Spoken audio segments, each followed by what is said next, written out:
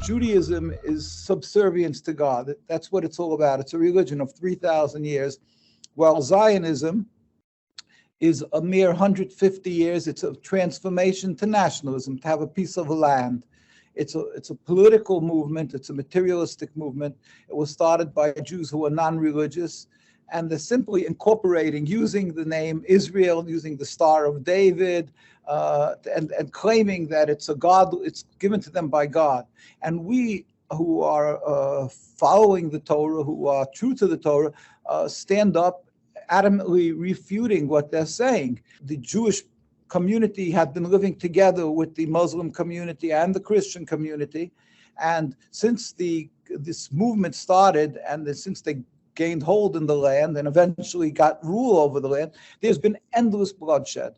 There's hate that has grown thousandfold. It's a wedge driven between the Jews and the Muslims, and it's brought death and suffering to the Palestinian people in the majority, but to the Jewish populace also.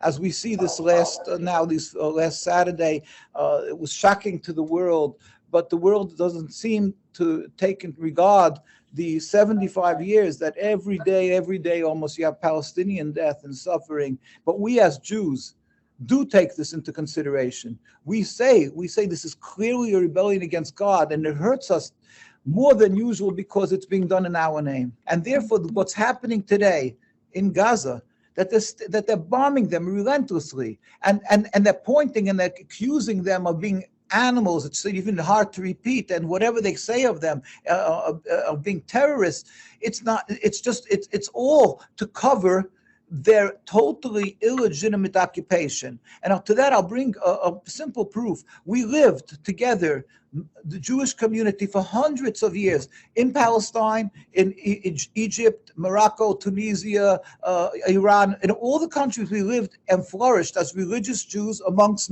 religious Muslims without any human rights groups to protect us. We always lived together. We babysat each other's children, even though we have a distinctly different religion. And it was never a cause of animosity. All that changed is the introduction of Zionism, the control of the land. And since that came, which is not 1948, it's in the 1890s or so, and they started coming in and taking over the lands. Since then, there's death and suffering, the Palestinians and of the Jews, because they are creating this fear, this hate, this estrangement.